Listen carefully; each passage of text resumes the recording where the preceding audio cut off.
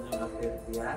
Saya mahasiswa PPG dalam jabatan kategori 2 tahun 2022 program pendidikan seni budaya LPTK Universitas Negeri Yogyakarta. Saya mengajar di SMA Kolose Loyola Semarang, dan dalam program ini saya akan menyampaikan materi modifikasi objek fauna pada kelas 11 melalui media virtual tour. Selamat menyaksikan.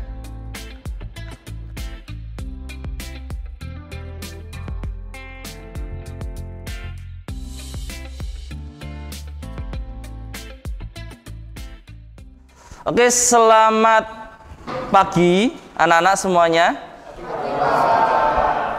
Kita ketemu lagi di pembelajaran seni rupa. Sebelum kita awali pembelajaran kita pada pagi hari ini, alangkah baiknya kita awali dulu dengan berdoa. Silakan, adakah yang ingin membantu untuk memimpin doa pada pagi hari ini? Oh, silakan. Silakan ke depan. Kami dari Manfaat adalah kita berdoa. Berdoa, terima kasih atas juga denganmu dari malam hingga pagi hari ini. Terima kasih pula pada pagi sampai nasi suewa doa kami. Oke, terima kasih. Boleh duduk kembali. Minta tolong pintunya ditutup biar suaranya tidak terdengar. Ya, terima kasih. Oke, sebelum kita lanjutkan, Pak Fahmi akan mengecek kehadiran terlebih dahulu. Apakah hari ini ada yang izin atau tidak masuk? Lengkap? Lengkap? Ya. Hari ini ya kita akan jalan-jalan. Jalan-jalan jauh. Tapi sebelum jalan-jalan, Pak Fahmi mau mengingatkan tentang materi kita sebelumnya. Ya, sebelumnya kalian sudah membuat sebuah lingkaran warna. Lingkaran warna yang dibuat dengan cat poster, hanya terdiri dengan warna primer. Diminta untuk mencoba membuat warna sekunder. Warna apa lagi selain sekunder? Tersier. Nah, kalian sudah bisa untuk membuat warna primer, sekunder, dan tersier. Hari ini kita akan lanjut ke materi selanjutnya. Materi ini akan ada kaitannya juga dengan lingkaran warna kemarin, tentang warna. Namun hari ini kita membuat sketsanya terlebih dahulu, dan nantinya akan tetap untuk diwarnai juga dengan cat poster. Materi kita sekarang tentang berkarya sketsa modifikasi objek. Jadi nanti kita akan bahas bersama, dan sekaligus biar kalian itu tidak jenuh dengan kegiatan di sekolah. Hari ini Pak Fahmi mau ngajak jalan-jalan ke dunia bawah laut ya, di Jakarta di Siwa.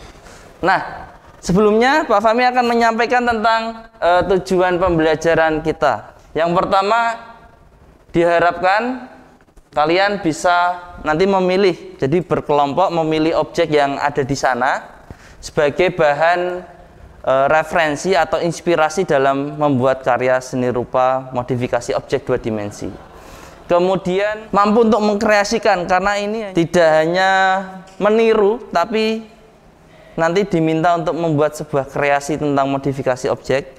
Jadi nanti pasti setiap anak berbeda-beda, nggak akan sama, sesuai dengan kreasinya masing-masing. Selanjutnya, nah, Pak Fahmi akan jelaskan tentang yang pertama, modifikasi itu mengubah sesuatu, ya, mengubah sesuatu menjadi bentuk lain. Kata kuncinya mengubah tapi tidak menghilangkan ciri khas atau karakter aslinya, ya, tidak menghilangkan karakter aslinya. Jadi meskipun bentuknya sudah berubah, kita bisa mengenali itu bentuk apa. Masih ketemu lumba-lumba lagi ya, meskipun bentuknya sudah banyak ornamen dekoratif di sana, tapi kita bisa tahu itu lumba-lumba. Itu modifikasi objek. Selanjutnya, nah, dalam membuat modifikasi objek, ya, itu ada beberapa cara atau teknik yang bisa kita tempuh. Yang pertama yaitu stilasi. Stilasi adalah teknik menggambar atau membuat sebuah kreasi modifikasi objek dengan digayakan.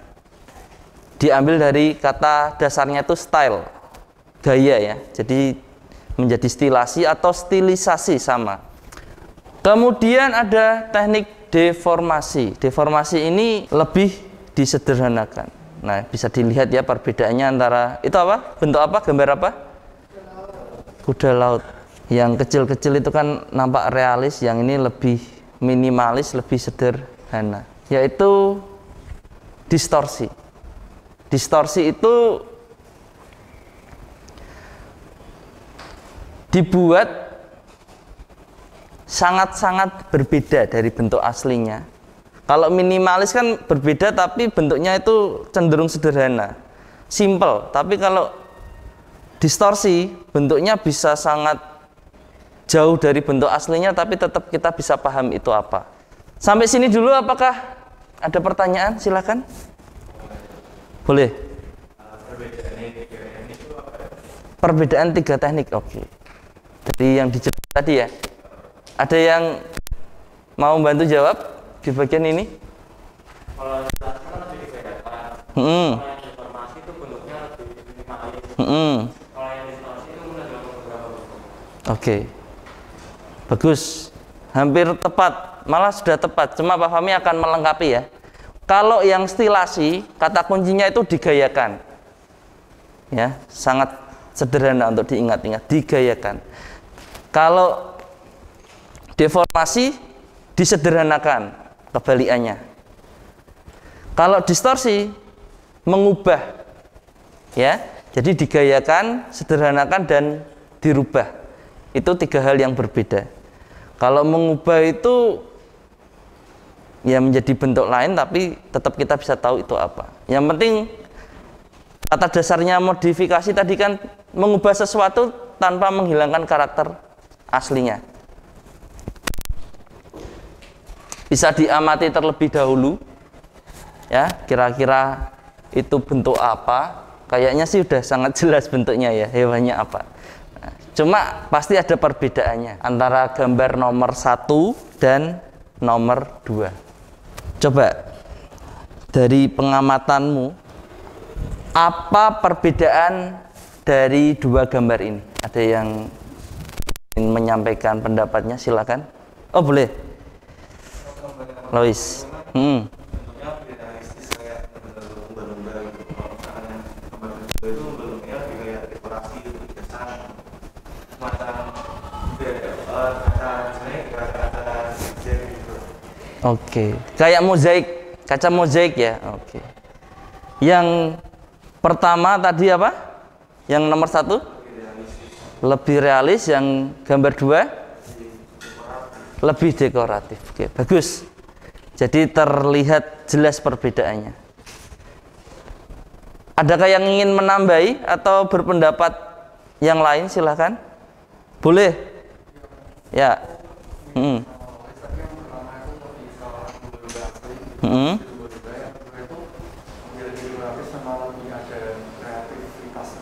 Oke. Jadi ada unsur kreativitasnya ya. Bukan berarti yang gambar 1 itu tidak ada unsur kreativitasnya. Ada, cuma kita akan terpaku dengan ya bagaimana membuat itu nampak seperti bentuk aslinya. Jadi ada pakem-pakemnya lah, harus gradasi, harus proporsional dan lain sebagainya. Tapi kalau yang gambar 2, kita lebih dibebaskan untuk menuangkan kreativitas kita terhadap objek yang sama. Jadi objek yang sama tapi outputnya nanti bisa berbeda. Sekarang kita akan jalan-jalan. Nah, silahkan untuk bergabung dengan kelompoknya biar kalian tidak tersesat. Sekarang gabung sama kelompoknya sesuai dengan yang Pak Fahmi sudah tuliskan di depan.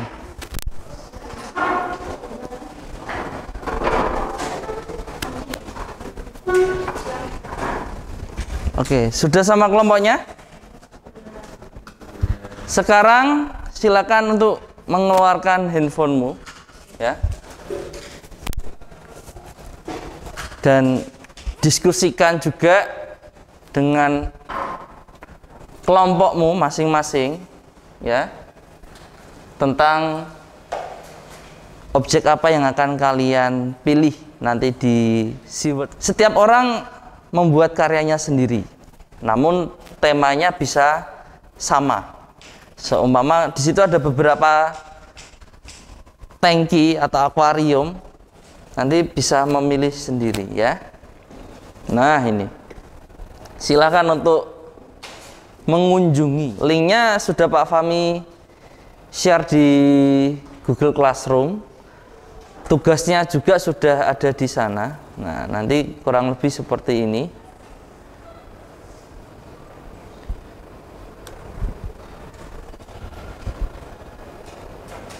Nah, kita akan, ini kalau kalian belum pernah hadir di SeaWorld Ancol ini, ya, nah, Pak Fahmi akan ajak untuk pertama kalinya ini berarti. Nah, di dalamnya seperti ini. Ada beberapa tangki yang berisi hewan-hewan, bentuk objek yang berbeda-beda. Ada kura-kura, ada ikan, dan lain sebagainya. Nah, kita bisa lihat ke sini, atau kita bisa juga masuk ke dalam tangkinya. Nah, ini, ya, kita bisa berenang, teman-teman. Kita cek, nah, seperti ini, atau kita bisa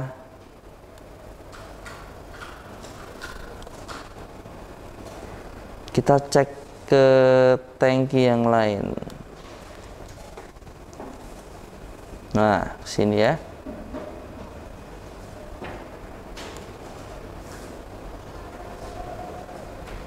Coba kita jalan ke sini.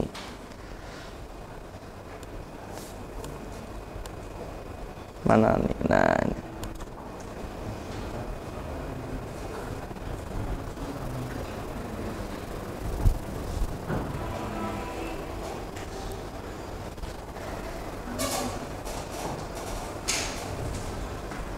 Silakan untuk mencoba sendiri, bisa untuk mencari sendiri kira-kira mana yang menurutmu menarik untuk dijadikan sebuah objek. Sembari menentukan objeknya, ya, bisa sambil mencoba membuat sketsanya ukuran A3 dengan distilasi, ya, dengan teknik stilasi.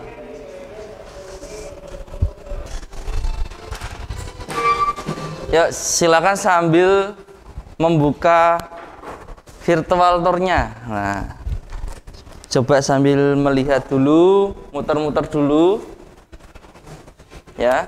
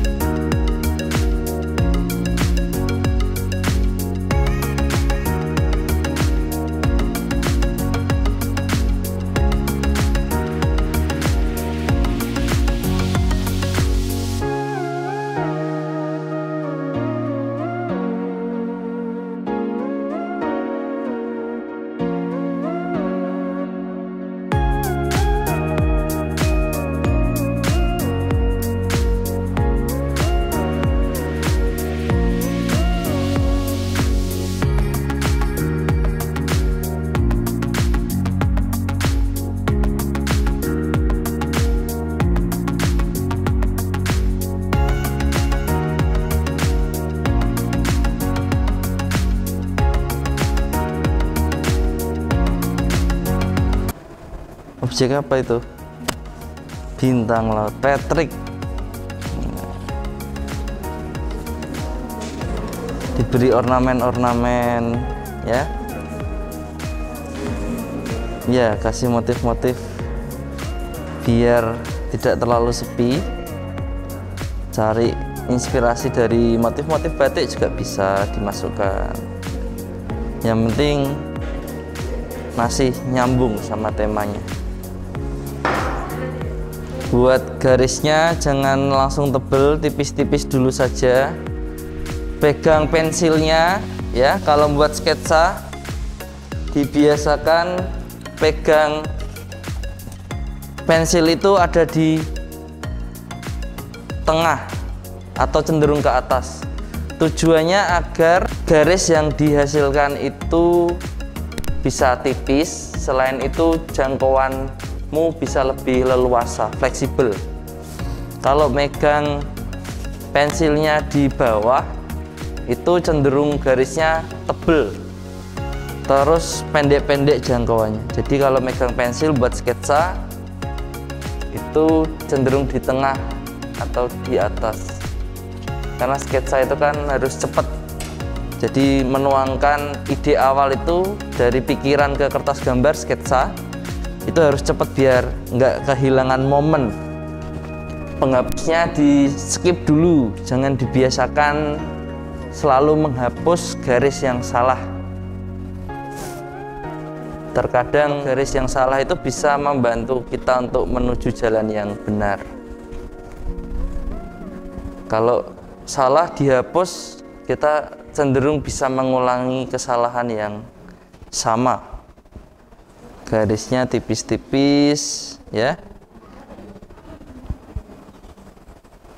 Menghapus itu bagian paling akhir. Kalau sudah mendapatkan bentuk yang diinginkan atau bentuknya sudah jelas, baru untuk merapikan dihapus. Oke, bagus. Ran, di yang kosong-kosong diisi lagi. Bidang-bidang yang kosong bisa diisi agar komposisinya itu bagus.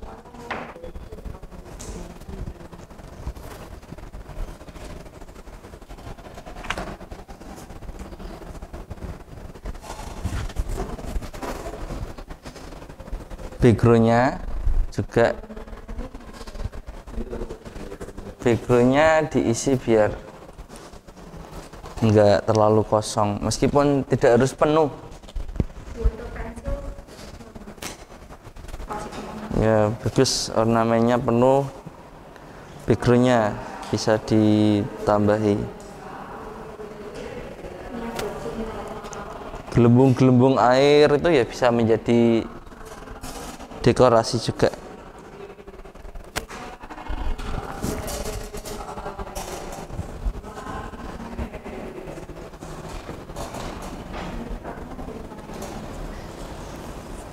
Nah ini Ranu buat apa? Penyu. Penyu. Oke, kenapa milih penyu? Hewannya setia. Wah, filosofis sekali ini. Oke, bagus, dilengkapi lagi ornamennya ya.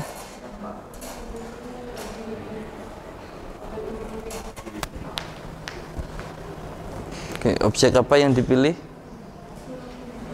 Hah? Kura-kura. Di sana tadi ada kura-kura di seaword. Ada. Kura-kura atau penyu?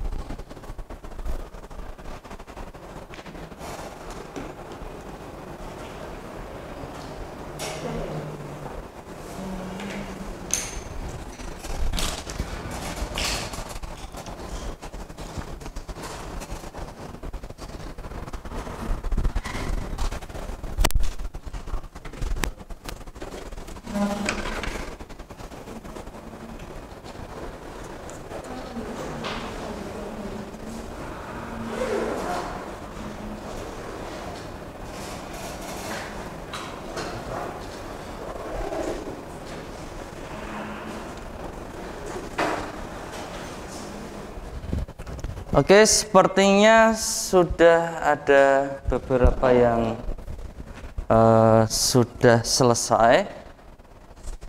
Mari kita coba. Pak Fahmi pengen mendengar hasil kreasi dari anak-anak yang ada di sini. Boleh untuk dipresentasikan, mungkin bisa disampaikan kenapa memilih itu, konsepnya apa, tekniknya apa, dan lain sebagainya. Oke, untuk yang pertama, siapa yang mau menyampaikan hasil yang sudah ya, yang mau menyampaikan hasil karyanya, silahkan. Ada? Siapa yang pertama? Michi, boleh, silahkan ke depan. Coba apa ini yang sudah dibuat oleh Michi? Berantakan. Tapi ini tahu nggak ini apa? Apa nih? Ini tuh ikan berdul tapi tidak ketok. Oke. Terus? Ini harusnya kan kalau ikan berdul kan ada oranye hitam sama Ya. Tapi di sini karena kita pakai teknik stilasi, jadinya kan lebih ke dekoratif kayak gitu. Jadi kayak nuansa badannya lebih kelihatan. Jadi lebih ke banyak ngasih hiasan ke badannya.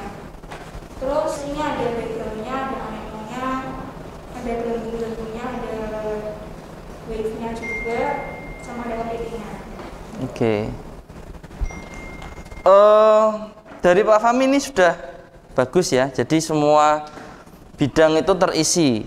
Apalagi ornamen-ornamen atau unsur dekoratifnya itu sudah saling melengkapi. Meskipun di situ ada yang garis lurus dan garis lengkung, namun ketika dilihat masih serasi, ya, jadi masih saling berkaitan. Backgroundnya juga mendukung objek utamanya. Kayak di sini ada ya bentuk-bentuk yang ada di dasar laut kayak karang-karang dan lain sebagainya. Kemudian, nah mungkin yang bagian bidang-bidang kosong ini bisa diisi. Nggak harus penuh, tapi isilah sesuatu agar lebih padat kesannya. Itu saja. Terima kasih. Ya, bagus. Itu karya dari Michi ya. Tadi sudah lengkap. Selanjutnya satu lagi mungkin ada. Ranu boleh ke depan, silahkan. Nah, oh ini objek yang berbeda. Coba kita lihat dan dengarkan. Jadi teman-teman, aku di sini gambarnya penyu. Jadi kenapa aku gambar penyu itu ngajarin aku berbagai macam nilai di kehidupan. Jadi dari awal hidup penyu pas kecil itu nggak kayak kita teman-teman yang dari kecil itu udah disiapin kelahirannya di rumah sakit. Jadi si penyu ini awal dari kelahirannya itu udah sendiri, udah di dalam tanah, di dalam pasir, ditinggal sama induknya. Si penyu ini harus berjuang sendiri untuk hidup. Jadi dia lahir itu nggak dia bantu, dia berusaha sendiri untuk keluar dari pasir.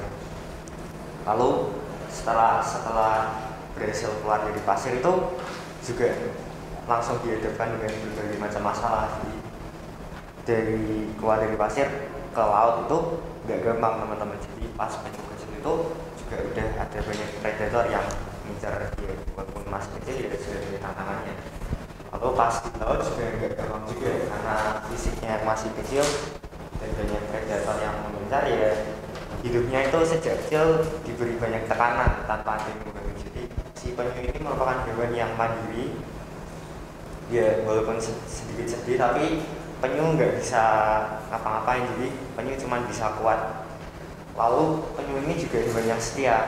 Jadi berapa lama pun dia berbelanja di laut, dia akan kembali ke daratan untuk berkembang biak. Nah, lalu setelah dikembang biak ini telurnya ditinggal lagi. Kenapa? Karena ya dari kisah hidupnya si penyu memang punya hidup yang susah ya. Jadi mereka punya insting bertahan hidup yang kuat. Jadi refleks mereka itu tidak untuk menjadi hidup yang baik, tapi melainkan untuk menjadi diri sendiri. Ya, Jadi lalu di gambar ini aku pakai teknik stilasi. Ini motif-motifnya aku hubung-hubungin dengan kehidupan sebenarnya. Jadi kayak ini bunder-bunder kayak kamunya, ini titik-titik, lalu ada garis jadi kayak perjalanannya, lalu ini ada frag-frag jadi kayak pecah kayak kehidupan si penyu ini susah, lalu ini ada ombak-ombak laut yang dihadapi sama si penyu. Ya walaupun belum selesai tapi ya itu yang bisa. Oke. Tepuk tangan. Ya. Karyanya Rano ini yang pertama maknanya mendalam ya. Jadi pemilihan objeknya itu sangat beralasan, tahu kenapa milih itu, konsepnya seperti apa, terus nilai-nilai yang dikandung itu seperti apa juga Rano tahu, dan sangat mewakili dari konsepnya. Jadi visual-visual yang muncul itu semua beralasan dan berkonsep ya. Jadi kayak tadi ada lingkaran-lingkaran di sini yang mewakili telur, ada garis yang mewakili perjalanan hidupnya, ada unsur ombak, ada unsur retak juga. Jadi semua terwakilkan. Ini kalau dalam karya seni itu maknanya sangat mendalam. Kalau penikmatnya bisa memaknai dengan dengan bagus, dengan baik, pasti akan sampai seperti apa yang pengen disampaikan oleh Rano. Ya, Rano bagus. Terima kasih, boleh duduk kembali. Nanti bisa dilengkapi untuk kekurangan-kekurangannya. Jadi belajar dari kehidupan penyu ya. Dari kecil sudah ditinggal oleh induknya, kemudian harus bertahan hidup sendiri, dan ini yang dinamakan seleksi alam. Kalian sangat beruntung ya, sangat beruntung. Dari sebelum lahir masih di kandungan saja pasti sudah diberikan upaya yang nomor satu agar semua baik-baik saja kondisinya sampai lahir dan sampai sekarang ini. Berbeda dengan penyu yang harus bertahan hidup sendiri ketika pertama kali lahir. Oke, bagus. Dari karya-karya tadi kita bisa belajar sesuatu nilai kehidupan, kemudian selain itu dari penerapan teknik stilasi juga Pak Fahmi lihat semuanya sudah bisa menerapkan, meskipun ada 1-2 yang belum selesai. Nanti kita bisa lanjutkan lagi di pertemuan selanjutnya. Kemudian karena waktu yang terbatas, kita akan akhiri pertemuan kita hari ini. Dan sebelum kita akhiri, Pak Fahmi pengen dengar satu orang coba yang menyampaikan apa yang kita peroleh di pembelajaran hari ini. Ada yang ingin ke depan? Nah, coba kita simak. Tadi kita masih nonton virtual tour-nya SeaWorld juga. Ya. Habis itu kan kita ngerjain tugas kelompok bareng-bareng ini, itu dapat pengalaman baru juga. Terus dari pembelajaran tadi kita bisa ngambil pelajaran kalau kita bisa ngapain virtual tour sekarang ini, padahal tempatnya jauh tapi kita nggak perlu datang langsung ke sana. Jadi itu kan gambarin kalau teknologi sekarang berkembangnya cepat banget gitu Pak. Terus perkembangan teknologi itu juga bisa membuat kita belajar secara langsung, karena dari virtual tour tadi meskipun kita nggak bisa datang secara langsung di sana, kita bisa belajar gambar distilasi ini lewat referensi sana. Terus tadi Rama juga dapat pengalaman kayak gitu. Jadi perkembangan teknologi itu ngaruh banget ke pembelajaran. Oke, terima kasih.